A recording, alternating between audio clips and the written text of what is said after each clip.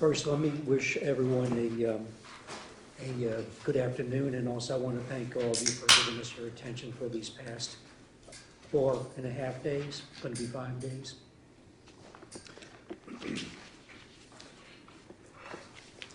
What I'd like to do is I'd like to start out my closing argument the same way I finished my opening statement, with 2 words: common sense. I'm going to put up on the board a jury instruction that Judge Ruderson was going to give. Every instruction is important. This instruction is no important than any others, but their instructions. And Judge Ruderson is going to instruct you that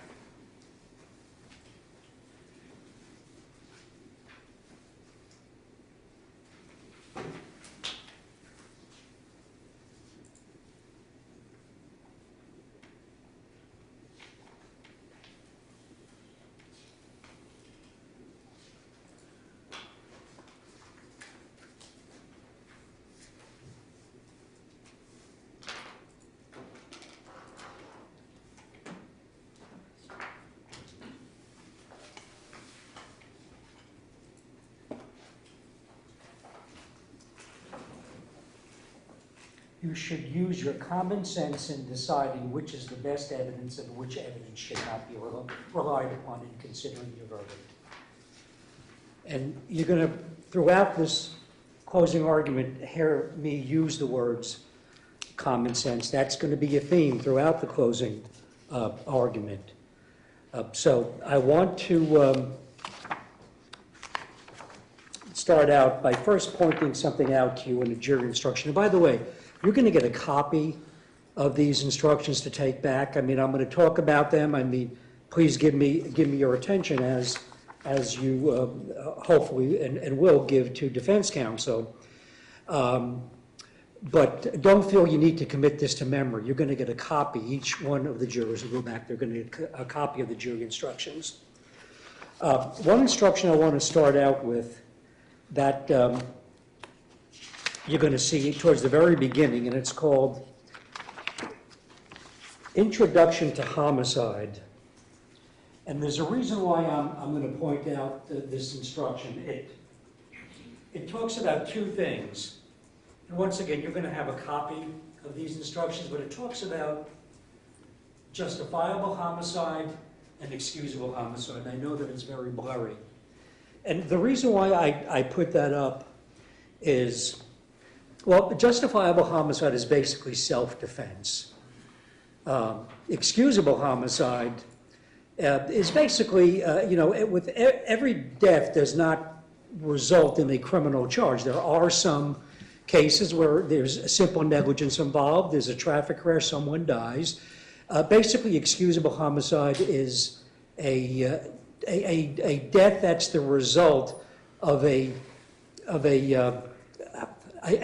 accident. Now, I'm going to talk more about the accident later on, but when you see this jury instruction, and it doesn't really quite fit this case, and you'll be asking yourselves, why are we getting an instruction on self-defense? Why are we getting an instruction on excusable homicide? I mean, what does that have to do with this case? Because when you see the instruction, it's not going to really fit this particular case. And the reason is that in every single homicide case, the law requires, whether it be murder, first-degree murder, DUI, manslaughter, vehicular homicide, the law requires that that instruction be given.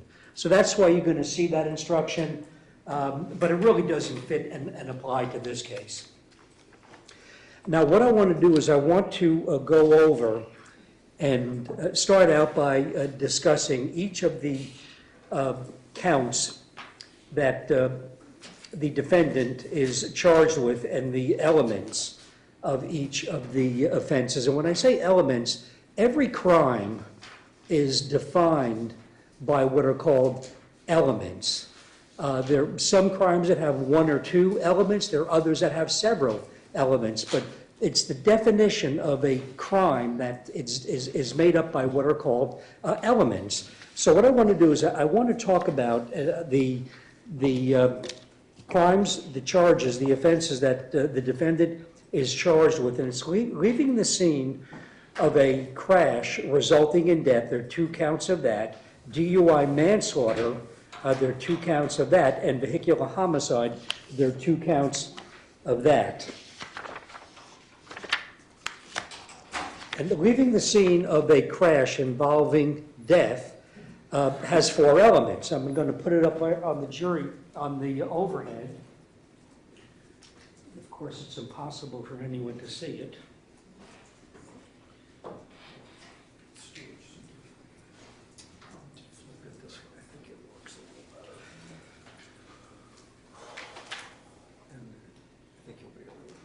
Okay. All right. Thank you.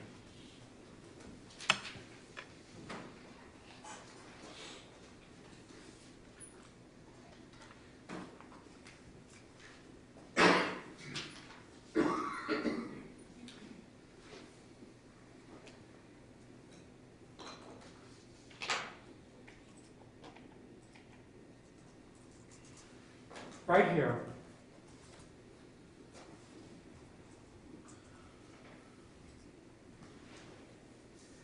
One, 2, 3, and 4. Those are the elements. That's what defines the crime of leaving the scene of a crash resulting in the death. First element is Michael Kraft was the driver of a vehicle involved in a crash occurring on or a private property resulting in the death of Jenica Campbell, and that's with respect to count 1, and Vincent Russo with respect to count 2. The second element is Michael Kraft knew that he was involved in the crash. The third element is that Michael Kraft knew or should have known from all of these circumstances, including the nature of the crash, of the death of Jenica Campbell, count 1, Vincent Russo, count 2.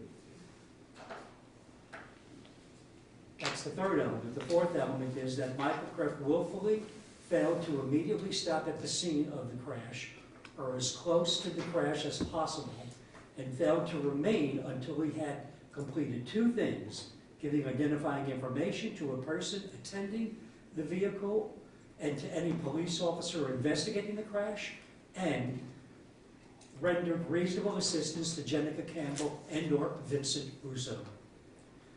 That's the definition of leaving the scene of a crash resulting or involving a death. Now, underneath it, there are various definitions and descriptions of what willfully, identifying information, reasonable assistance. You'll see all these things in the jury instruction when you go back and deliberate, and you'll have it to look at. I just want to talk about the elements of each of the offenses. With respect to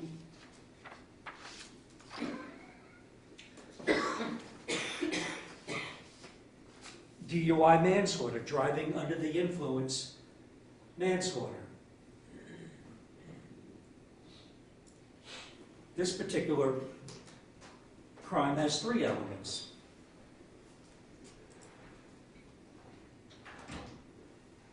The first is the defendant drove a vehicle. While driving the vehicle, the defendant was under the influence of a controlled substance to the extent that his normal faculties were impaired. As a result of operating the vehicle, the defendant caused or contributed to the death of Jenica Campbell, count 3, with respect to count 3, and Vincent Russo, with respect to count 4. Underneath it, there are various definitions. And that's contributed to the cause of death, caused or contributed to the cause of death. And then underneath it, there are various definitions of the vehicle, normal faculties, impaired. Then it goes on to instruct that methamphetamine and amphetamine are controlled substances under Florida law. Now, I'm going to talk more about this jury instruction and the definition of DUI manslaughter when I start talking about the evidence in this case.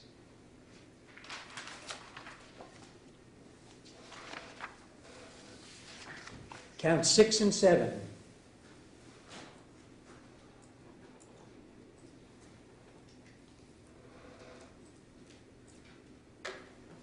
And this is vehicular homicide.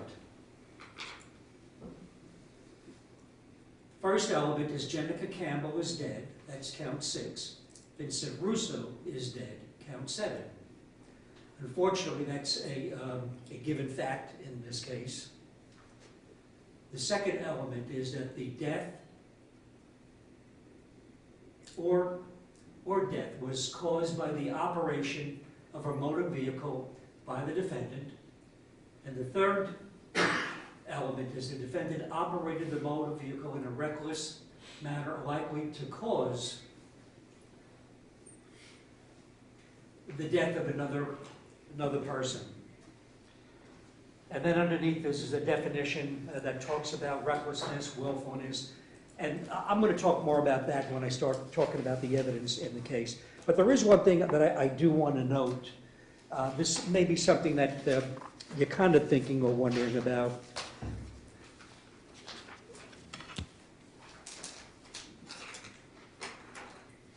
There are 4 homicide counts in this case: DUI manslaughter, vehicular homicide, vehicular homicide. Yet there are 2 deaths. They're all separate crimes. If the evidence supports it, and in a few moments I'm going to talk about the evidence that does support it, then it's perfectly appropriate to find the defendant in this case guilty of DUI manslaughter with respect to Jenica Campbell, DUI manslaughter with respect to Vincent Russo, vehicular homicide with respect to Jenica Campbell, and vehicular homicide with respect to Vincent Russo. So even though there are 2 deaths involved in this case, if the evidence supports it, and I'm going to talk about that, it is perfectly legal, and you should find the defendant guilty of the 4 homicide counts. That's something that I want to impress upon you, please. Now, let me talk about the evidence in this case.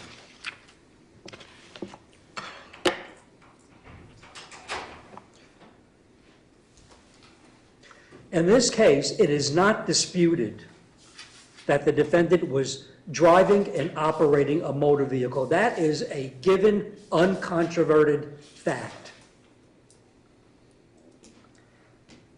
It's also not disputed that as a result of driving that car, that Jaguar, the defendant caused the deaths of Vincent Russo and Jenica Campbell. That is a given. It is an uncontroverted, indisputable fact in this case.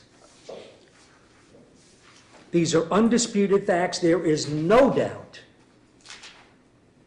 that they have been proven. And the evidence is overwhelming and uncontroverted that he drove that car in a reckless manner, which is important with respect to the vehicular homicide count.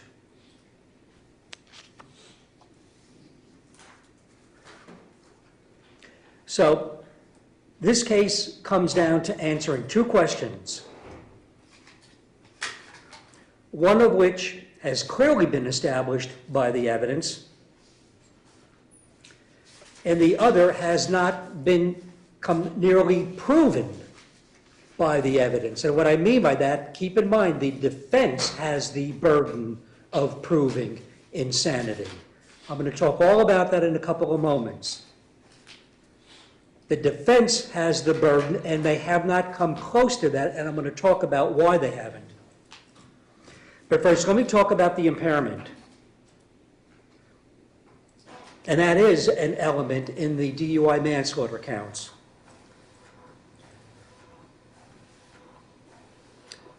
We know that there was methamphetamine and amphetamine in the defendant's blood, both of which are controlled substances. Judge Russo is going to instruct you on that. Methamphetamine and amphetamine are controlled substances.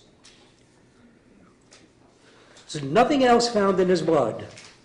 No alcohol, nothing except methamphetamine and amphetamine. So any impairment could only have been caused by the methamphetamine and amphetamine. Nothing else, because there was nothing else in his blood. So let me talk about the evidence of impairment. First, the officers who had contact with the defendant. One officer after another came in here and testified that the defendant was under the influence and impaired by a substance. And once again, remember, the only substance that was in his blood were amphetamine and methamphetamine. So it could only have been those drugs. And the amphetamine most likely was a byproduct of the methamphetamine. So it's primarily methamphetamine we're talking about, but both are in the system.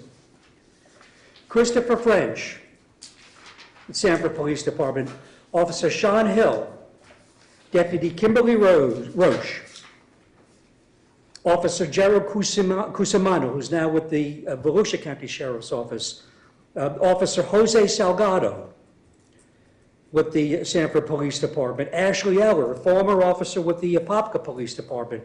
All of these officers saw the defendant face to face. They were present with the defendant immediately after Vincent and Jenica were killed by the defendant, and the hours after, unlike Dr. Buffington. I'm going to talk about Dr. Buffington later on. Each physically saw the defendant, were close to him. They saw his demeanor, his physical characteristics, how he appeared. They were right there in a much better position than Dr. Buffington. And once again, I'm going to talk more about Dr. Buffington. Each officer, just by virtue of their job, come face to face with drug-impaired people on a regular and routine basis. They were in a much better position than Dr. Buffington to express an opinion regarding whether the defendant was impaired. Each of these officers had the experience and training in DUI investigations. Two of them, Ashley Eller and Kimberly Roche, are experts in the field of DUI and DRE, which is drug recognition experts.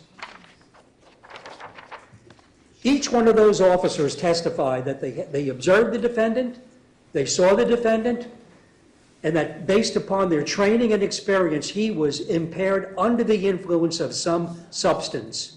Every single one of them. Let me talk about the poor performance on the field sobriety test. Once again, this is all evidence that I'm touching upon that deals with impairment. I'm going to talk about insanity in a few moments, but I want to go through all the various segments, parts of this case, the evidence that touches upon the defendant's impairment. And one of them is his poor performance on these field sobriety tests. He was unable to follow the instructions, and that's part of the protocol, not just the physical tests that were given. Part of the things that the deputy, in this case Deputy Roche, is looking for, will he follow instructions? And then how he does on the tests. He was unable to follow instructions. With respect to the actual tests, he could not properly perform the finger-to-nose test. He would put the pad of his finger on the bridge of his nose, and the instructions specifically were the point on the tip of the nose. Couldn't do that, or wouldn't follow instructions on it. On the walk and turn test, he couldn't take 2 steps without stumbling and staggering. Watch, please, when you go back there, look at Sean Hill's video, his body camera recording. And I ask you to look at, any video, look at all the videos. They're all going to go back there with you. But look at Sean Hill's video when Kimberly Roche asked the defendant to perform the walk and turn test. He couldn't take 2 steps. He was about to fall down. That's why she didn't complete the test, because she was afraid he was going to fall down and hurt himself. And he had no problem walking. The walk and turn test, he had no problem walking from the police vehicle. He said that he had, he comes up with I have some problem with my knee. He had no problem walking from the police vehicle to that white line in the road where the test was administered. So it wasn't because of walking problems. Also, you remember the testimony from Kimberly Roche that he had an orbital sway, which is kind of like going around like this.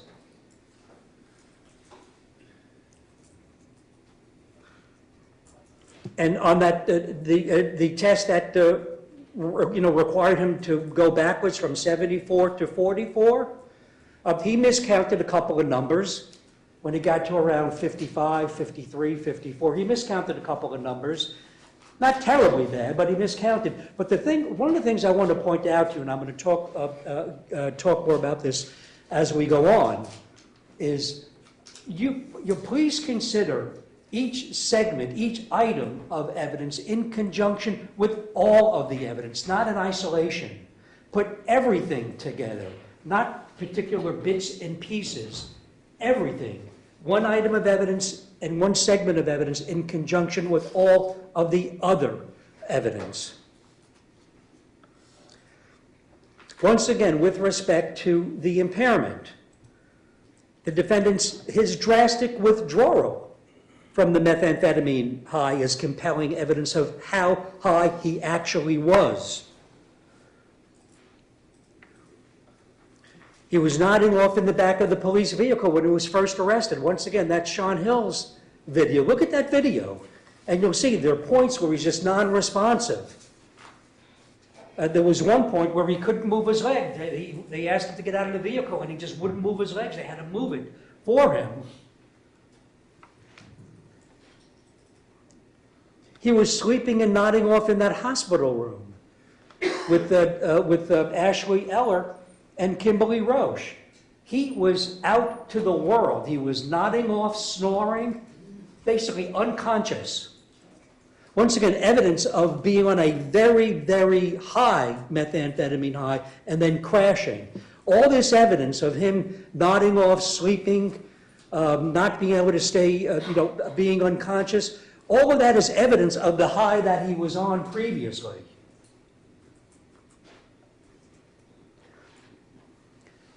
He was pretty much unconscious virtually the entire time in back of that ambulance when they drew his blood around midnight, when his blood sample was taken. And all the while being jabbed and poked with a needle. That tells you how far he was gone. Being repeatedly poked with the needle and no reaction whatsoever. Every now and then, an occasional twitch of his feet. Please look at that video. What does your common sense tell you about all of these things? Once again, common sense, his poor performance on the field sobriety test, his absolute crash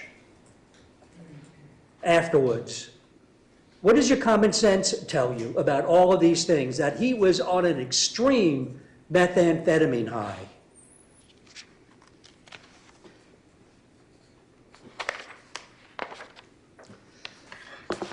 Also, the defendant, Mr. Kraft's interaction with Sean Hill, Gerald Cusimano, Kimberly Roche, Christopher French. You'll have all those body camera videos. And what I'm talking about that is, he made various statements to them during their interaction with them. That is what is called a consciousness of guilt. And let me go through them. And once again, it's not just this. It's this in conjunction with all of the other evidence. So please, just don't consider what I'm about to say now in isolation. Consider it in conjunction with everything else that's been presented. He refused to do the sobriety test. Now, ultimately, he did do them, and they were poorly. But look at that body camera video. He was asked a couple of times, and he refused to do it. Eventually, he did, and he did poorly. But the mere fact of a refusal shows that he was concerned about them and how he would perform on them, which, of course, shows that he knew that he did something wrong, and that's called a consciousness of guilt. the internal inconsistencies and demonstrable lies in his statement to the officers. I'm going to give you some examples. If you remember on the beginning of Sean Hill's body camera video, they made reference to him. You were involved in an accident. And his response is, well, what accident? What accident? Well, later on, when he starts talking, he says, well, I was hit from behind by some vehicle, which kind of caused me to go through the fence. Well, which one is it? Is it what accident that you're talking about? Or is I was hit from behind by another vehicle?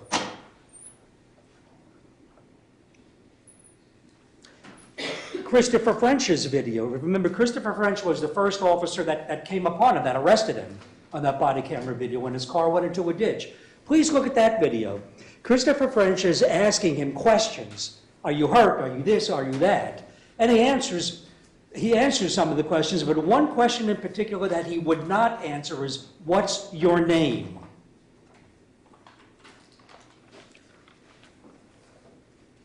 He didn't answer that question. I think, and you look on the video to confirm it, but I think that video shows he asked him twice, what's your name? And he wouldn't answer that question. You know, once again, that's something that shows he didn't want to identify himself, which is another consciousness of guilt.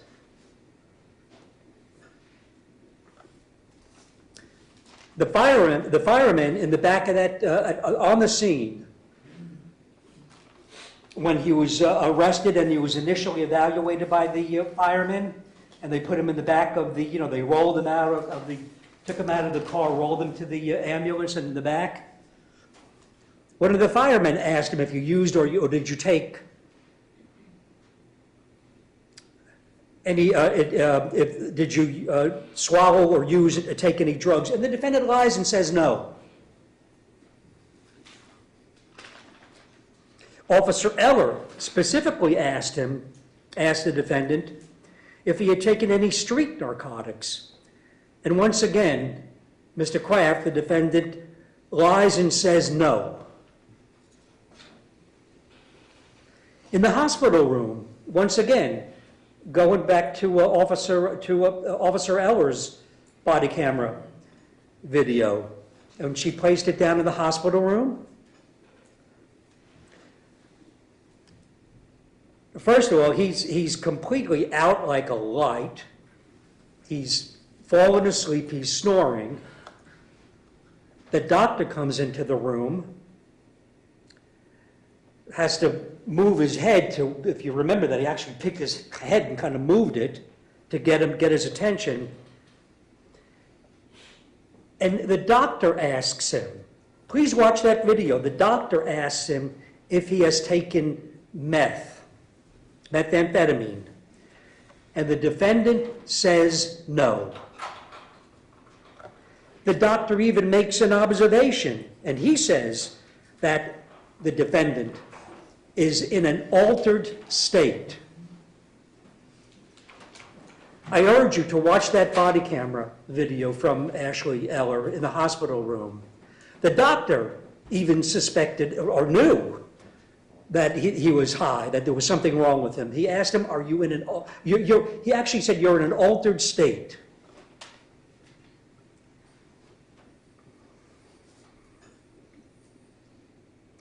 Another example of a lie. The defendant, and this is on Sean Hill's body camera video. The defendant is asked about his phone, and he said that my phone went missing. I think he said my phone went missing 4 days ago. Well, we know that's a lie because 2 cell phones were found in his vehicle, and 1 cell phone was found on the front floorboard of the car.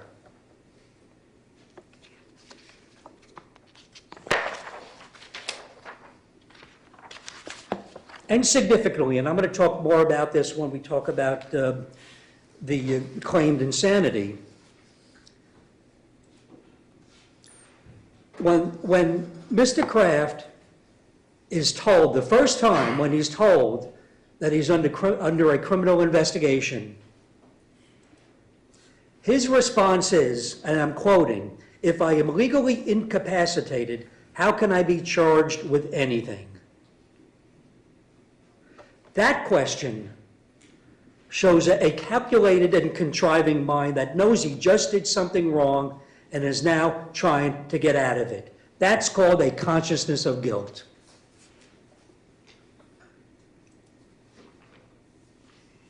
By the way, I'm going to talk more about that when I talk about the claimed insanity. Dr. Bruce Goldberger's testimony. And once again, I'm now talking all about the evidence that supports the defendant being impaired. Dr. Bruce Goldberger, an experienced, eminent forensic toxicologist, 30 years the director of the Forensic Toxicology Laboratory at the University of Florida. He testified for both the state and the defense. He's not getting paid 1 cent for his time. That goes to the University of Florida. He reviewed police reports, witness statements, the FDLE, the Florida Department of Law Enforcement Toxicology report, body camera video. He considered the hypothetical question that I asked him that was based on the evidence. When you hear the word hypothetical, it's kind of a little bit misleading. And the reason why is it has to be based upon the evidence presented in the trial. But he considered the hypothetical evidence that was presented at the trial, and he did what was called a contextual analysis, which is a perfectly acceptable and reliable procedure in the field of forensic toxicology, in which he considers everything, including in the case of traffic crashes, what occurred before, during, and after the crash. And after considering all of these things, he concluded that a defendant shows all the signs and indicators of being impaired by methamphetamine at the time he killed Jenica and Vincent. And Dr. Goldberger also said that whether or not the methamphetamine is within the therapeutic range is completely irrelevant to the question of whether or not a person is impaired by that drug, because the drugs affect everybody differently. But I'm going to talk about that therapeutic range thing during the, when I talk about Dr. Buffington's testimony.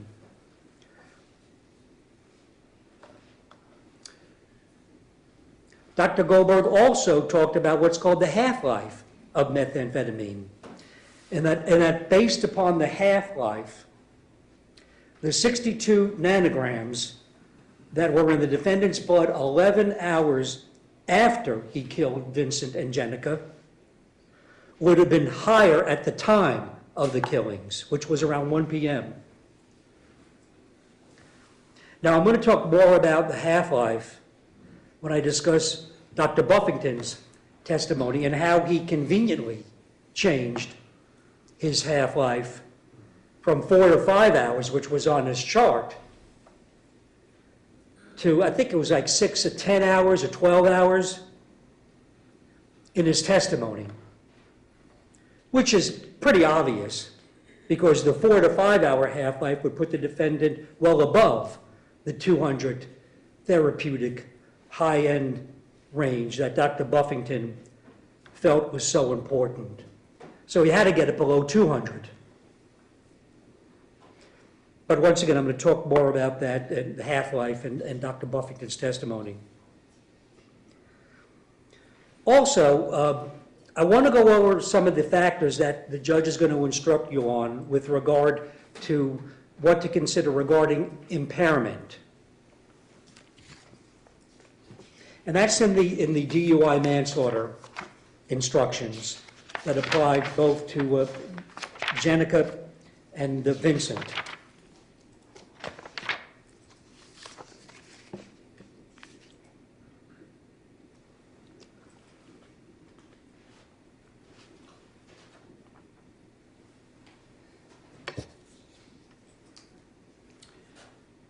Can we lower the lights on? Thank you.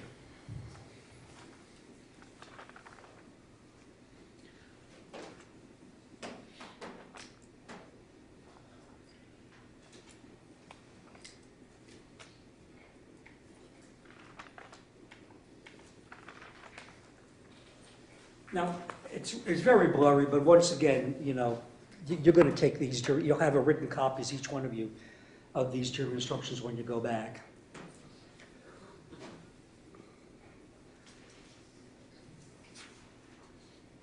This is what I want to talk about and emphasize. Normal faculties.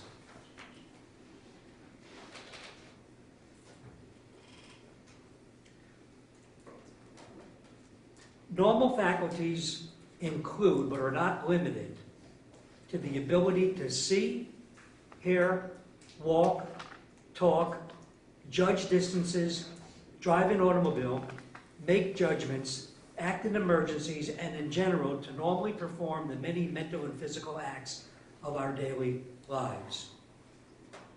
Underneath that, I'll skip, underneath it's impaired means diminished in some material respect. And then, of course, underneath there is the instruction that I referred to a few moments ago, that methamphetamine and amphetamine are controlled substances under Florida law. But let me talk about the normal faculties. See, hear, walk, talk, judge distances, drive an automobile, make judgments, act in emergencies. Well, see, obviously, he couldn't see or appreciate the backed up traffic on going westbound on State Road 46 when he came back. If you remember, he was initially going eastbound, made the U-turn, then went westbound on State Road 46. By that time, the traffic was backing up a little bit because he had already struck and killed Vincent Russo. So obviously he couldn't appreciate or see the backed up traffic because he was so impaired and high from the methamphetamine. But C is a factor, and obviously he didn't. Walk, that's another factor. He couldn't walk. He staggered at the walk and turn test, so that's a factor that he couldn't do. Talk, well, you heard the testimony from the officers, and you even hear some of it on the body camera video that he's mumbling. Couldn't talk. Once again, another factor to consider. Judge distances and drive an automobile. That's exactly what this case is about. Drive an automobile and judge distances. Couldn't do those things. Make judgments and act in an emergency. Well, as I just talked about a couple of seconds ago, he couldn't do that either. When the traffic was backed up going westbound on State Road 46, he couldn't negotiate that traffic. He had to swerve, go across the median. That's when he killed Jenica Campbell.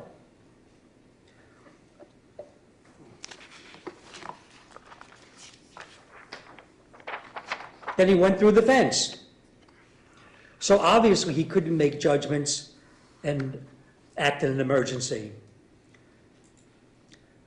Underneath that, it says impaired means diminished in some material respects. All of the above things that I just talked about, the things just a moment ago, were diminished in some material respect.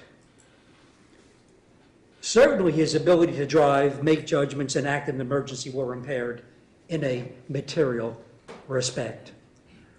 So once again, the common sense. What does your common sense tell you? Was he impaired? And of course common sense tells you that he was impaired, and the only thing that he could have been impaired by was that methamphetamine, because there was nothing else except the amphetamine, which was just a byproduct of the methamphetamine. That's the only thing that could have caused all of this. So he was impaired. Now, let me talk about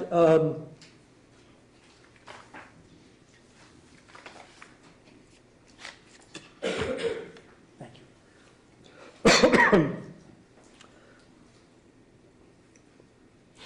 The defendant's claimed insanity.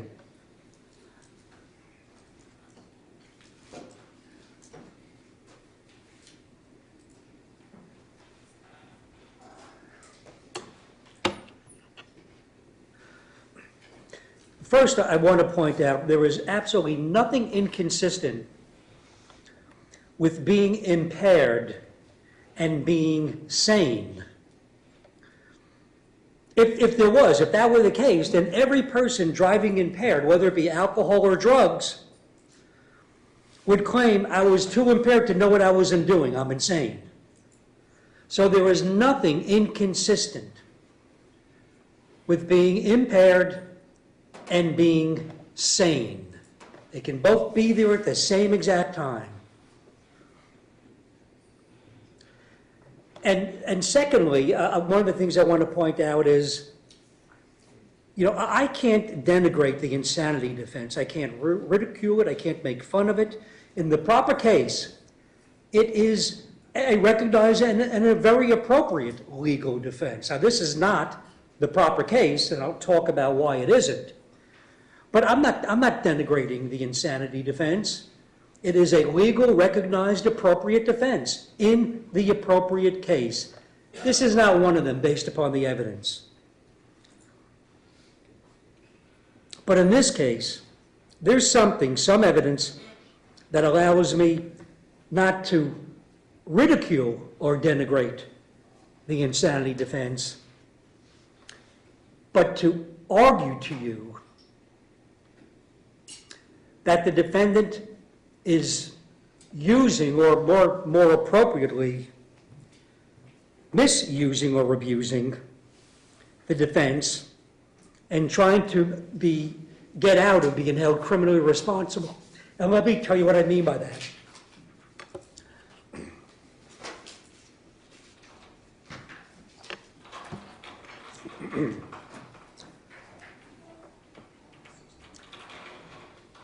If I am legally incapacitated, how can I be charged with anything? Once again, I'm not denigrating the defense. I'm not ridiculing the defense. I'm not making fun of the defense. That statement there, the very first thing he says when the very first time he's informed that he's now under a criminal investigation, the very first thing he says, if I'm legally incapacitated, how can I be charged with anything? That shows you that he's thinking about using the insanity defense to get out of it, to excuse himself, to avoid responsibility for a crime that he had just committed.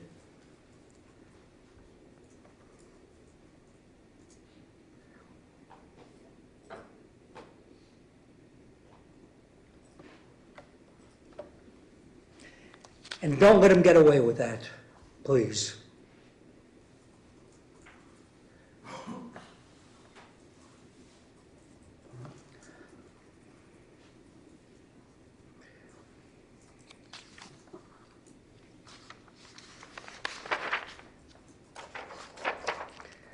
Now, what I want to talk about is the insanity defense. A couple of things that I want to emphasize.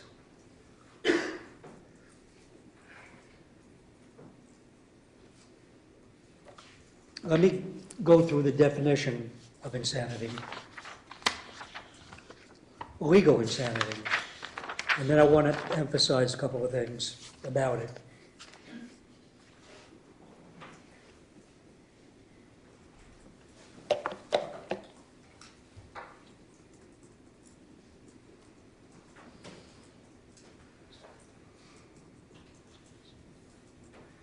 A person is considered to be insane when, and the two elements, just like the state has the burden of proof with respect to the elements, I'm going to talk about that when I talk about reasonable doubt. The defendant in this case is one of those cases where the defendant has a burden of proof, and it's a substantial burden. So just like with the elements of the offense that the state has to prove, there are two elements the defendant has to prove. The first element is that he had some mental infirmity, disease, or defect. That's the first element. And there's no question about that. There's something wrong with him. There's no question about that. But it's the second element that also needs to be proved by clear and convincing evidence. And that is, because of this condition, he did not know what he was doing or its consequences, or although he knew what he was doing and its consequences, he did not know that it was wrong. It's that second element that they don't even come close to proving, and certainly not through Dr. Hall, and I'll talk about why that is in a few moments. Some other things that I want to point out in this instruction.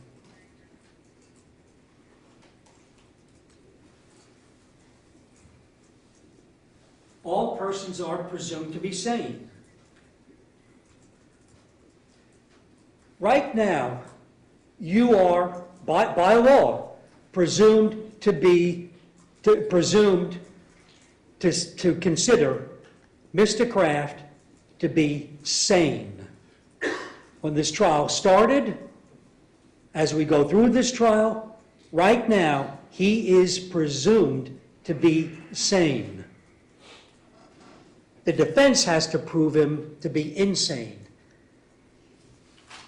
And if they don't, and they didn't, and I'm going to talk about that, then he's sane. We start out with him being sane. The burden of proof is on the defendant to prove insanity by clear and convincing evidence. And clear and convincing evidence is a substantial burden.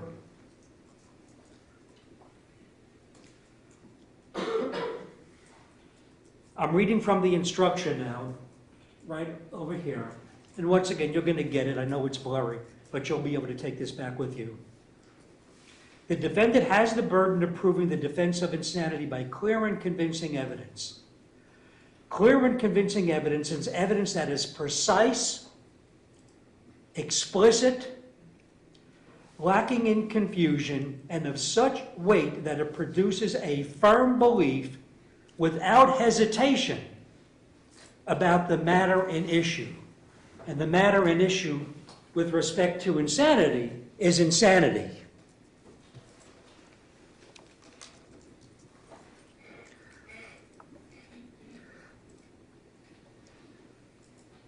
Do you remember Dr. Hall's testimony? And he's their witness. He's the witness that primarily is being relied upon to prove insanity. Dr. Hall's opinion may meet the criteria, could be meet the criteria, more likely than not is not clear and convincing evidence. More likely than that is just like 51, 52%, the balance. In balance, just a little bit more than the other way. But that's clearly not clear and convincing evidence. And also, Dr. Hall never expresses the ultimate opinion that the defendant is legally insane. I'm going to talk more about that because I want to talk about Dr. Hall in a few moments. You know, once again, there's no question that there's something mentally wrong with the defendant when this occurred, when he killed Jenica and Vincent. But it's so important, I can't emphasize enough to keep in mind that a mental defect alone does not mean that a person is legally insane. The defect must be the cause of the person to not know that what he or she was doing, or the nature of his acts, or the consequences of his or her acts. Or if he or she does, that it was wrong, that it was unlawful. You have to have that second part. So the mental defect, disease, that alone doesn't do it. And in some sense, Dr. Hall, he completely acknowledged that because we talked about people when they're Baker acted. A person could be Baker acted 20, 50, 100 times. And that doesn't mean they're legally insane, because the criteria is much different. Baker Act versus legal insanity. And we know someone who has been Baker acted numerous times, there's something mentally wrong with them. But they're not insane. So please see that. And please understand that legal insanity is just that. It is a legal definition. It's not a medical definition. It is a legal definition that's right there, over there, the elements 1 and 2.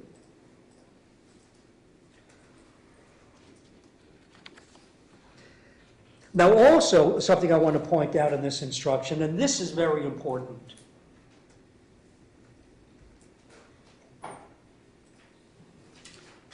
And I really want to emphasize this. This paragraph right there.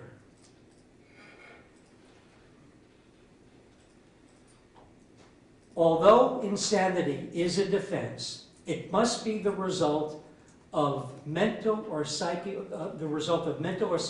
conditions, and cannot. That's the part I want to emphasize.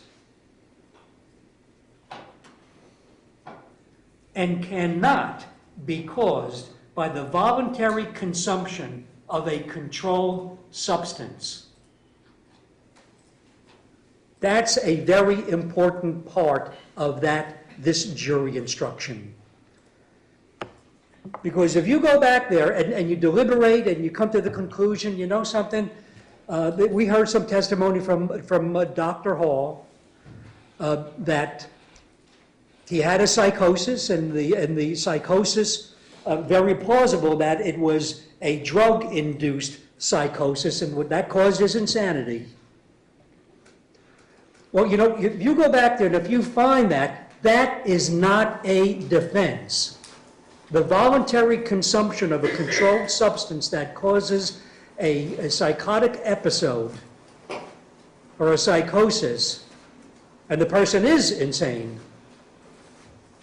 is not a defense. In other words, a person can't cause their own insanity. So please see that, please understand that is a critical part of this jury instruction. And in this case, there's absolutely no evidence that was put forward by the defense with respect to insanity that it wasn't voluntary. I mean, obviously he took it. We don't know where he got it from, but obviously, most certainly not from a doctor or anyone who can prescribe it. But is there any question that he voluntarily took it? So that's important for you to please see and please appreciate, that if you come to the conclusion that he was psychotic and it was induced by the voluntary consumption of methamphetamine, that is not a defense. You can't cause your own insanity by taking drugs.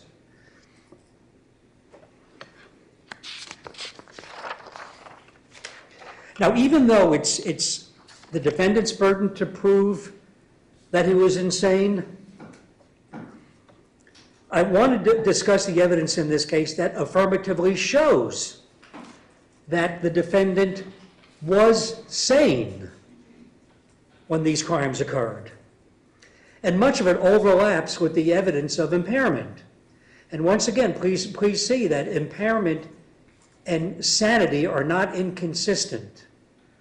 You can have both at the same time, be impaired and sane. But let me go over some of the things, and as I said, much of this overlaps with the evidence of impairment. Let me go over some of the evidence that affirmatively shows that the defendant was sane at the time of these crimes. His refusal to do the roadside sobriety exercises. Now, he ultimately did do it, and as I mentioned, he did them poorly, but just the mere fact of saying, I don't want to do them, shows a sane mind, is evidence of a sane mind, and a consciousness of guilt. And once again, it's just not that, but as I said a few times, and I want to emphasize, you consider each of the segments of evidence in conjunction with all of the other evidence in the case. So it's not this little tidbit, that little tidbit, it's everything put together. His refusal to do, or saying that he refused to do the roadside sobriety tests. But once again, the very fact of the refusal shows a consciousness of guilt, that he was concerned with the results of the tests, how he would do on the tests, and that shows that he knew he did something wrong, and what he did, and he knew that it was wrong. And that's the exact opposite of insanity. And additionally, and this is only with respect to the question of insanity, and I want to emphasize that, he refused a blood draw. If you remember, his blood was drawn 11 hours later pursuant to a search warrant. So he refused a blood draw, and as I said, only with respect to the question of insanity. Now, his refusal to give a consensual blood draw is a consciousness of guilt. It shows he was concerned with giving the blood. He was concerned with the blood being tested and what the results would be. And that shows that he knew what he did and what he did was wrong. And that's the exact opposite of insanity. And additionally, his conversations and his exchanges with the police officers, which is all on body cam, he always comes up with some excuse, some reason for doing or not doing something. That shows a calculated and deliberate mindset, which once again is the exact opposite of insanity.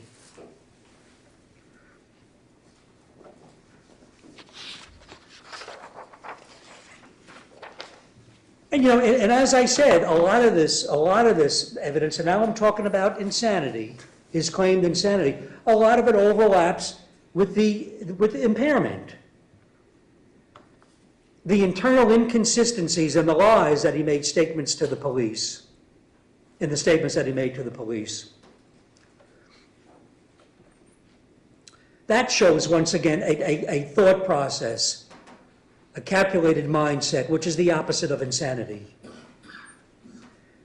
And significantly, and I've mentioned this a few times, and I want to emphasize it, the very first thing he says when he's told that he's under a criminal investigation, if I'm legally incapacitated, how can I be charged with anything? You'll see and hear him, and you've already saw and hear him say that on Sean Hill's body camera video. That question shows a contriving, untruthful, calculated mindset of a person who knows what he just did, who knows that what he just did was wrong, and is trying to avoid responsibility from committing these horrific crimes, which is a consciousness of guilt, and once again, the exact opposite of insanity.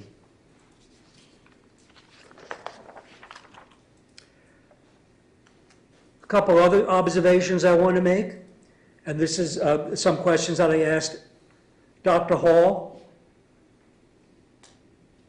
His refusal, just the mere fact of him saying, I refuse to do it, once again, he did it later on and didn't do very well. But his refusal to do roadside tests, his refusal to consent to the blood draw, once again, all with respect to insanity, his lies to the police, Dr. Hall said, well, that could be an interpretation. My question to him was, isn't that consistent with a person who knows what they just did, and that what they just did was wrong, and who knows what they did was unlawful? And he said, well, that could be one interpretation. Well, in other words, the answer is yes. And it is. Common sense tells you that it is. All of those things that he did or didn't do is consistent with the mindset of a person who knows what they did was wrong, and the consequences of what they did, which once again is the exact opposite of insanity. So what does common sense tell you about all of this, and particularly the statement, if I'm legally incapacitated, how can I be charged with anything? What does common sense tell you about all of this?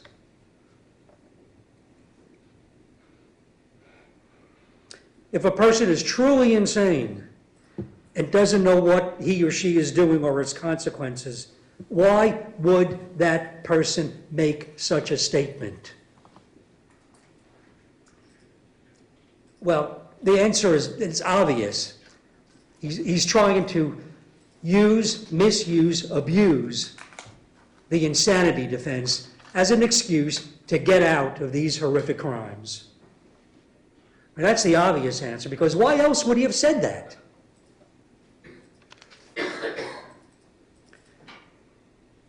Now let me talk about the expert witnesses in this case.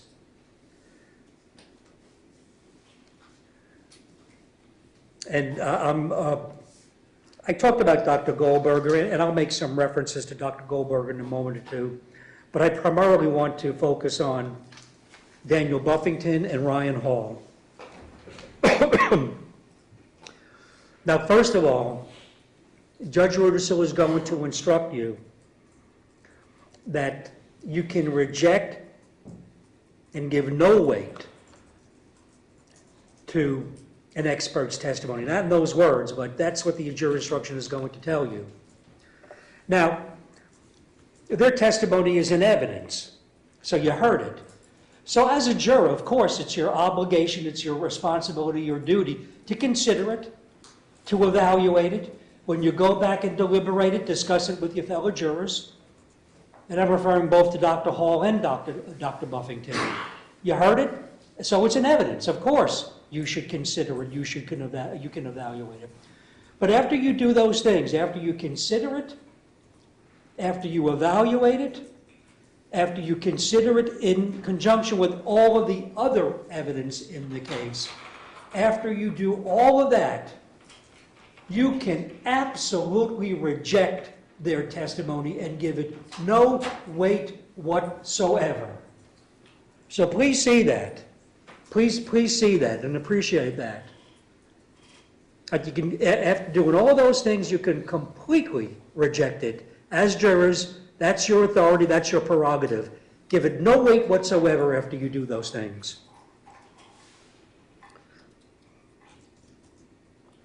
So let me talk about Daniel Buffington.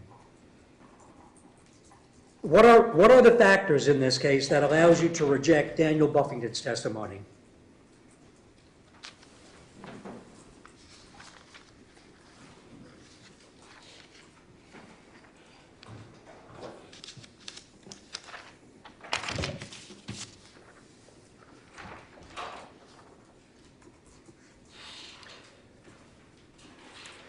All of the evidence that contradicts, now remember, Dr. Buffington is the impairment witness who testified. So I'm talking only with respect to impairment now. Judge Rudisil is going to give you an instruction that will tell you that one of the factors that you can consider when you evaluate a witness's testimony is, does the witness's testimony agree with the other witness's testimony or the evidence? So ask yourselves this question: does Dr. Buffington's testimony agree with all of the other witnesses' testimony and evidence in this case? And the answer is no, absolutely no.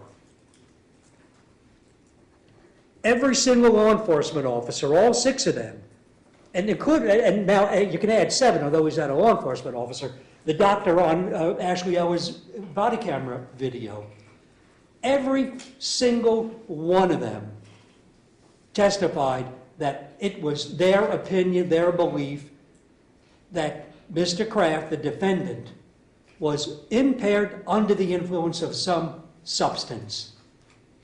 All different and in contradiction to Dr. Buffington's testimony.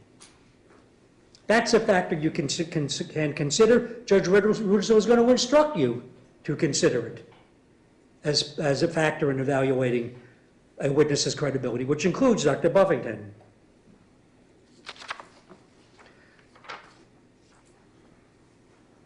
And that, as I said, includes the doctor who said you're in an altered state.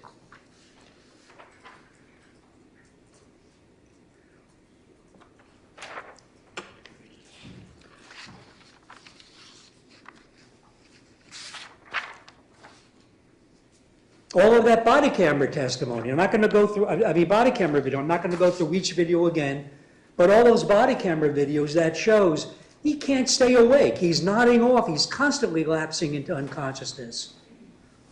Once again, that's evidence that is different than Dr. Daniel Buffington, because that's evidence of a coming crashing down from a very high methamphetamine high. That's different than Dr. Buffington's testimony. He doesn't agree with that testimony.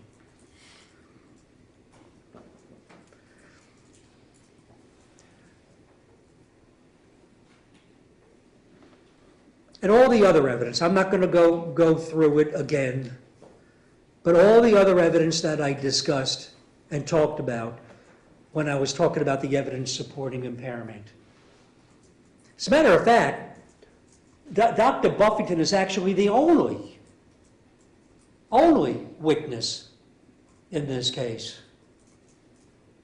that has expressed an opinion, at least the only witness I can think from the evidence, that has expressed an opinion that the defendant was not impaired. Everything else in this case, all the other evidence, the witnesses, his interaction with the police, his nodding off, everything contradicts Dr. Buffington's testimony. And that's something Judge Ruderson was going to instruct you on when considering a witness's testimony, including Dr. Buffington. Now let me talk about the half-life.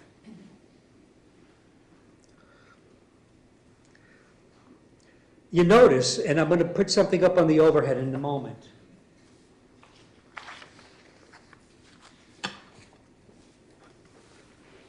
You notice that in his chart, when Ms. Geika was asking him questions, and the chart was put up on the overhead, in that chart, there was a page that had half-life on it. Page 5. And it talks about methamphetamine. And it has various things on it, but one of the things that it has on it, and once again, this is Dr. Buffington's chart.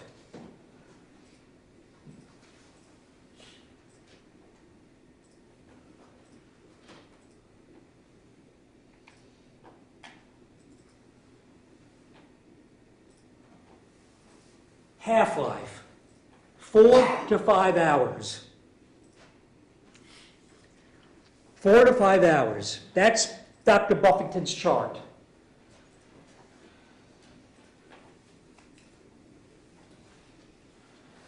In his testimony, when he talked about half-life, he conveniently changes that. I forgot exactly what it was, but it was more than 4 to 5 hours. I think it was like 6 to 10 hours. He may have said something about 12 hours. But it was higher than the 4 to 5 hours. Now remember, Dr. Buffington's testimony, and there's a reason why I'm talking about half-life. Dr. Buffington's testimony was primarily based upon, once again, the completely irrelevant therapeutic range of methamphetamine, but Dr. Buffington considered it to be important.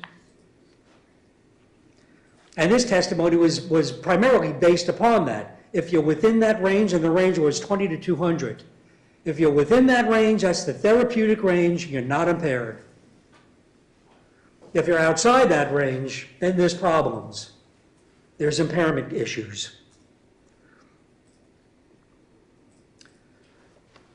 Well,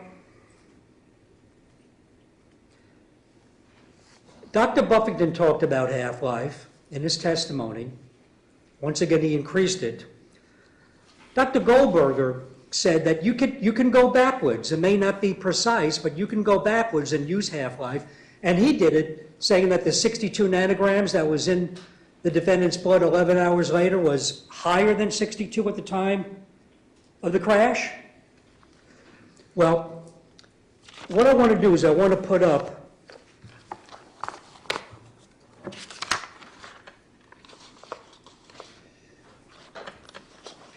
a demonstrative aid, and you know, I could stand in front of you with a poster board and draw it, but my handwriting is terrible and you'll never be able to read it. So this is what I want to put up on there.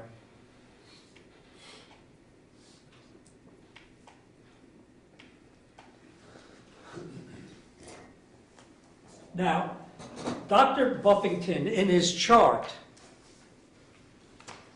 once again, this chart right here where it says half-life, 4 to 5 hours. So let's just say 4.5, 4.5 hours, okay?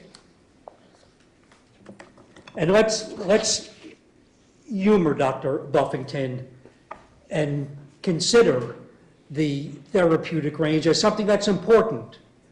Although the testimony of Dr. Goldberger was that their therapeutic range really is irrelevant because the drugs affect... I'd like to object. Reapproach, please. Yes. I'm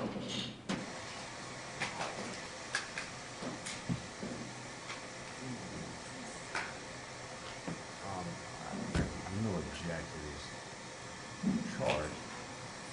Most of this is not what Dr. Buffington, the facts that I have on this. He said there's two different types of half-life. A T half-life, there's a regular half-life. And T half-life is 4 to 5 hours, and a regular half-life is 6 to 12 hours. This is math that the state has come up with that wasn't testified to either by Dr. Goldberger or Dr. Buffington. It was testified by both of them. Both of them said half-life. The chart shows half-life. That He is, can explain how he wants and how he does the argument. But Dr. Buffington's talking about half-life. And he says only half-life, but it was not half-life. So it's perfectly permissible language. It's perfectly permissible. They can help you otherwise, right? what I'm saying is that the half-life that Dr. Buffington referred to with two different types of half-life. T half-life, regular half-life, that will bring up. That being said, he says math that neither expert testified to. He's extrapolating on his own, but taking this information. These are facts, not myths. I'm making reasonable inferences.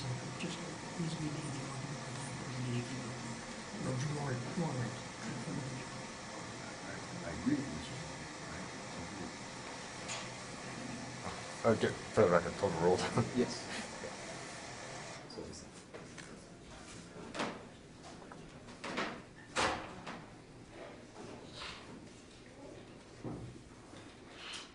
So, Dr. Buffington in his chart, half-life, 4 to 5 hours. So let's go 4.5 hours, okay?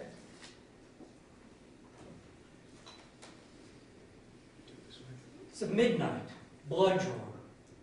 It's 11 hours after the crashes, 62 nanograms in the defendant's blood, okay?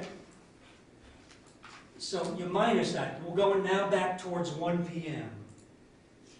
You minus that by 4.5 hours, so we're at 7:30 p.m., 6.5 hours after the crash. It's 124 nanograms. Because remember, half-life is it decreases by 4 to 5 hours, according to Dr. Buffington's chart. It decreases as you go away or from the crash time. So if you work backwards, you're getting closer to the crash time. It increases or decreases by half as you go away. So if you back it towards the crash time, you multiply it by 2. So 4.5 hours at 7:30, 6.5 hours after the crash, 124 nanograms. Then you minus that 4.5 hours, which is 3 p.m., 2 hours after the crash. Once again, now you double, you multiply the 124, 246 nanograms. Now, it's not precise, of course, but it gives you some good feel, some good sense of how it's increasing as it gets, going back from 11 p.m., how it's increasing as you go back towards 1 p.m. And once again, I want to, emphasize Dr. Goldberger's testimony where he talked about half-life. And he wouldn't and he couldn't give a precise number, but he said that based upon half-life, it would increase as you got closer to the time of the crash. So you minus another 2 hours to 1 p.m., the time of the crash. The defendant was above 250 nanograms, using that 4 to 5 hour half-life, which is 25% above the 200 top-end threshold of Dr. Buffington's therapeutic range. So even going by Dr. Buffington's testimony and his reliance upon the therapeutic range, Mr. Kraft would be impaired at the time of the crash at 1 p.m.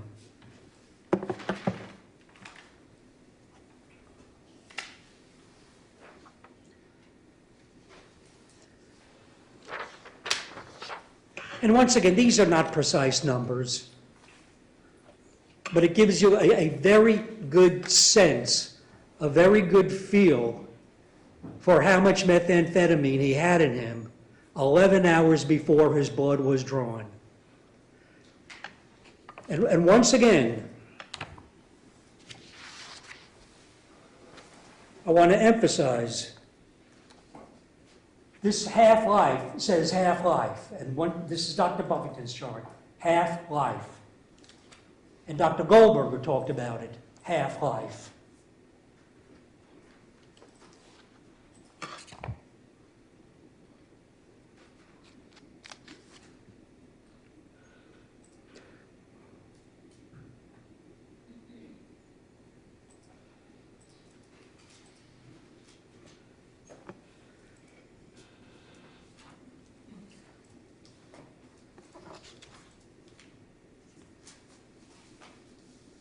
And one other, observation I want to make regarding the therapeutic range. 62 nanograms, 11 hours later, according to Dr. Buffington, is within the therapeutic range. And let's just say it is. And once again, I want to emphasize, Dr. Goldberger's testimony was that therapeutic range means nothing. When you're considering whether someone is impaired, because the drugs have different effects on all different people. But let's just talk about Dr. Buffington. 20 to 200 is the therapeutic range, and he was at 62 at the time, 11 hours later, in the back of that ambulance when they drew his blood. Well, how did he look to you? Now, according to Dr. Buffington, if there was 62 nanograms, he wouldn't be impaired. Well, how did he look to you with 62 nanograms in his blood? He was unconscious. He obviously was impaired. So even going by Dr. Buffington's, within the range of 200, 20 to 200, and the 62, excuse me, the 62 falls within that range. He was out like a light. He was unconscious. He was nodding off. Now, obviously, that was the result of him crashing from the methamphetamine high. But the point is, just simply because you're within the therapeutic range doesn't mean that you're unimpaired, or it doesn't mean that you're not impaired.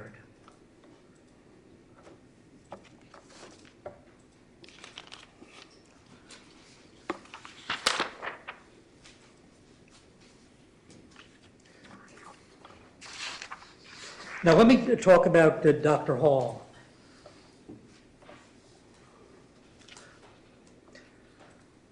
Once again, keeping in mind that it's the defendant's burden to prove insanity by clear and convincing evidence. And remember what clear and convincing evidence is.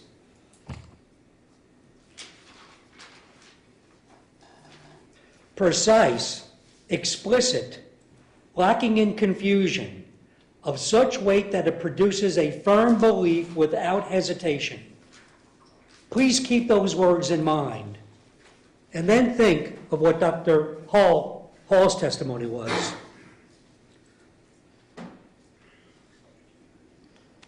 And this, what I asked him on cross-examination, he confirmed this. That it may, that's the word, may, that I asked Dr. Hall about, and he acknowledged it, that his ultimate opinion was that his mental condition may satisfy the elements of insanity. Could be. That was another two words that he used that I asked him about, and he acknowledged that. More likely than not is something else I asked him about, and he acknowledged that.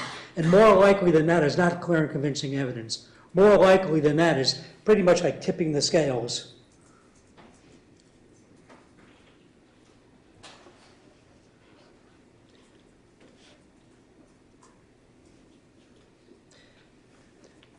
Is may precise, explicit, lacking in confusion, of such weight that it produces a firm without hesitation, a firm belief without hesitation? Is may that? Could be. Is could be precise, explicit, lacking in confusion, and of such weight that it produces a firm belief without hesitation? The answer is no and no. More likely than not? More likely than not. And once again, that's just balancing it.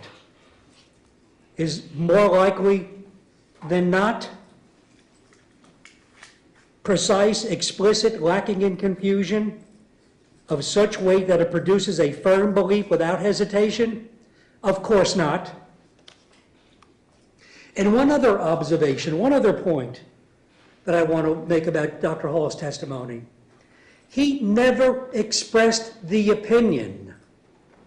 He never said that it is my opinion that Mr. Kraft is insane, legally insane. He never said that. What he said was, that's going to be up to the finder of fact. Well, you know something? He's right about that. That's up to the finder of fact. But namely the jury, but the jury makes decisions based upon the evidence. Yes, he's right. It's up to the jury. But the jury has to be given evidence to make those decisions. With respect to insanity, and I say this respectfully, you don't make that decision on your own, you make it based upon the evidence. And in this case, it was mostly Dr. Hall. And he never expressed the opinion that Mr. Kraft, the defendant, is legally insane.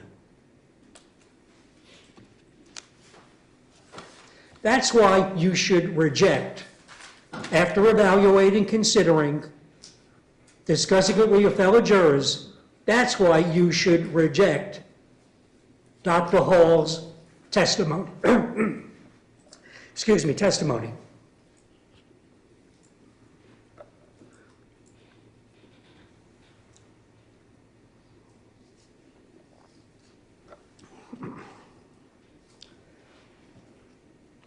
Now also, let me talk about some other things about something that touches upon Dr. Hall's testimony. Because these are some of the things that I asked him. You remember Dr. Hall testified that the defendant told him about the Mexican mafia, that the Mexican mafia was out to get him, and of course that's ridiculous. But the reason why that's significant is, keep in mind now, it's a year and 2 months or 3 months after the defendant killed Jenica and Vincent that he was evaluated. I think it was June of 2022, and this happened in March of 2021. So he had 14, 15 months to think about it. So when he's interviewed by Dr. Hall, he's talking about the Mexican mafia. Not one word about the Mexican mafia to the police. Nothing. That tells you that he's making it up. He had 14, 15 months to think about it. I'm going to come up with something really good. But if he truly believed that the Mexican mafia was chasing him, don't you think he would have babbled or said something to the police about that? On March 29th of 2021? Not one word to them about it.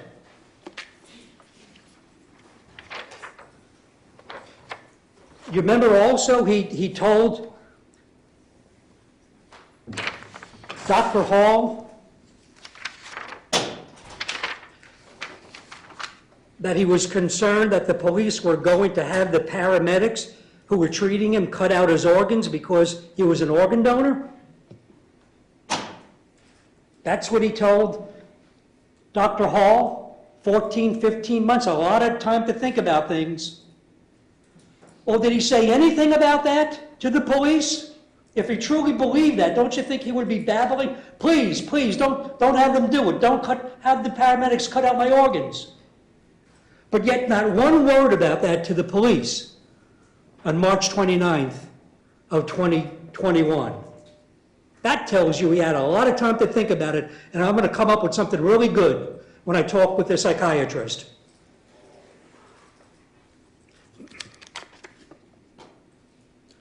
Also, you remember he told Dr. Hall that he was concerned that the Mexican mafia were going to cut his head off with a small knife so it would be painful and that his head would be alive and feel the pain for 15 minutes or 14 minutes? Once again, if that's what he truly believed back on March 29th of 2021, don't you think he would have said something to the police? Don't let them do it to me. They're out to get me. They want to cut my head off. But yet not one word about that to the police on March 29th of 2021. He had a lot of time to think about it for 14, 15 months to come up with something really good to Dr. Hall, a psychiatrist, who he knew was evaluating him for insanity.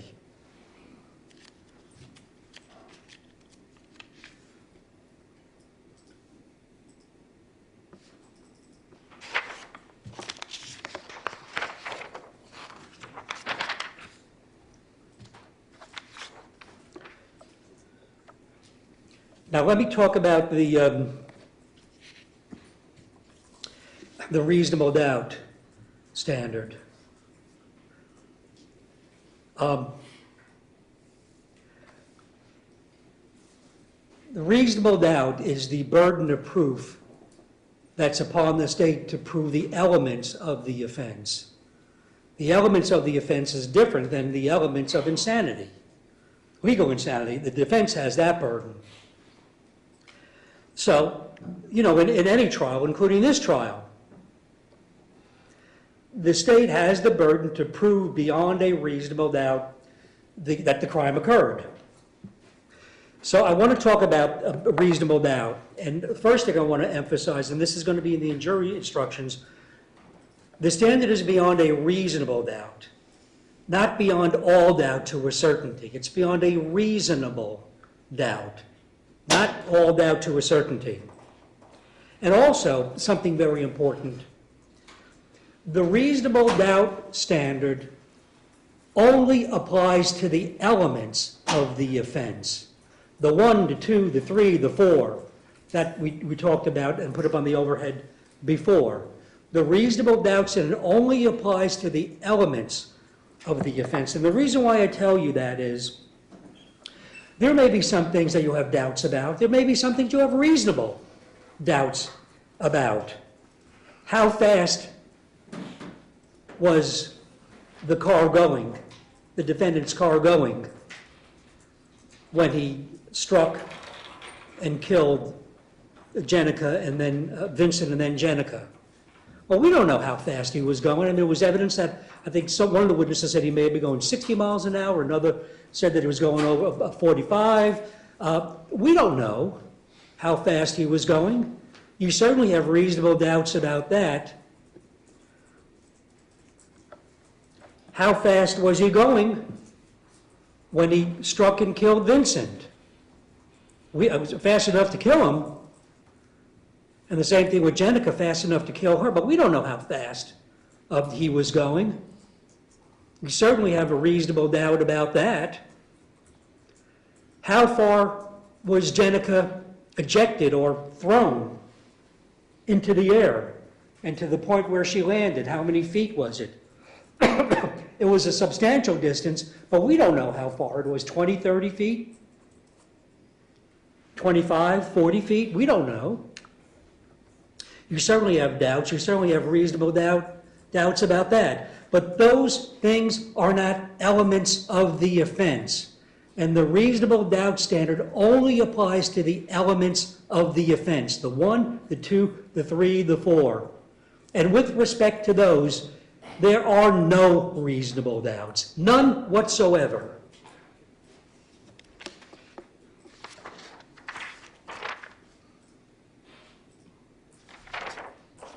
Now let me talk about, and then I'm almost finished, I'll sit down in a moment.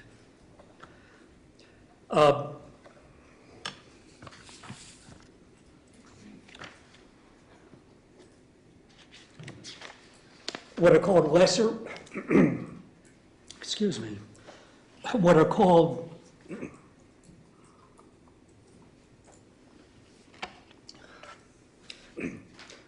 lesser included offenses. And let me tell you what I mean by that. You'll see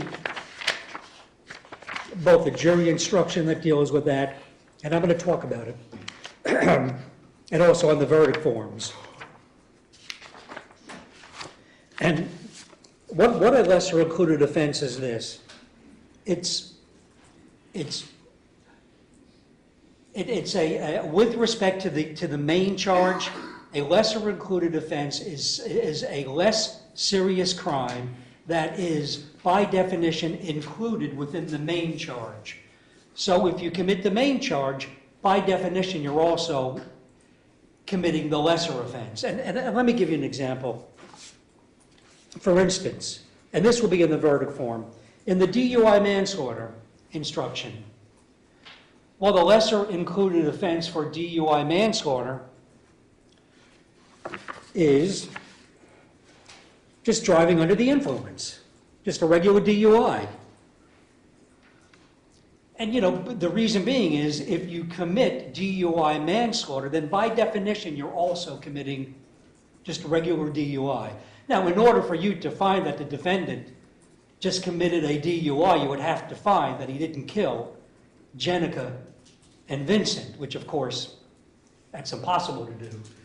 But that's an example of the lesser included offense. It's a less serious offense that, by definition, is included with the main charge, within the main charge. So DUI manslaughter, by necessity, by definition, you're also committing a DUI.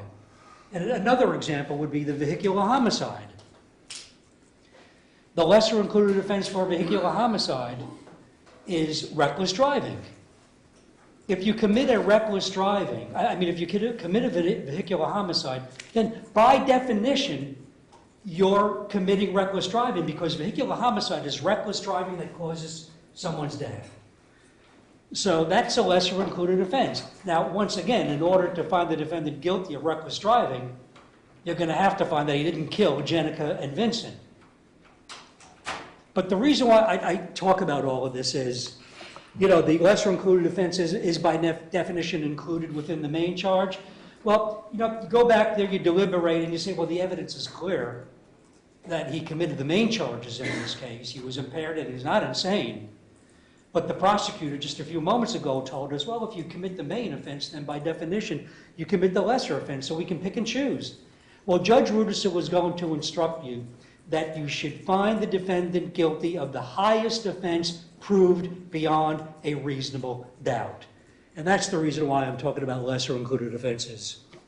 And that's reflected on the verdict form. You'll see when you get the verdict form, I'm not going to put it up here on the overhead now, but when you get the verdict forms, you'll see that there'll be choices with respect to the DUI manslaughter. It would be DUI manslaughter, just regular DUI, then not guilty by reason of insanity, not guilty. The same thing with the vehicular homicide. It would be a vehicular homicide, reckless driving, not guilty by reason of insanity, not guilty. So you'll get those choices, and there is no lesser included offense for the offense of leaving the scene of the crash resulting in a death. The choices that you'll get for that is guilty as charged, not guilty by reason of insanity, or just not guilty.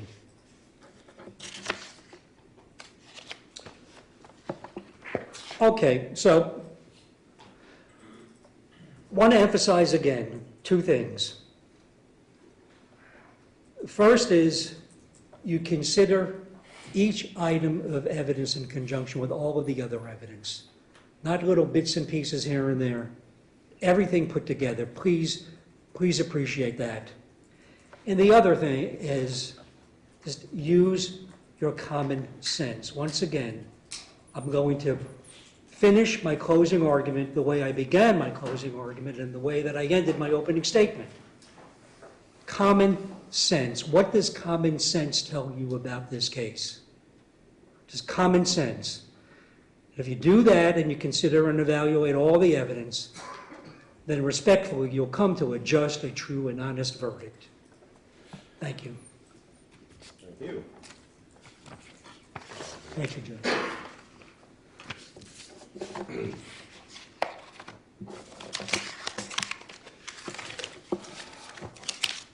We'll go ahead and give you guys recess. A break.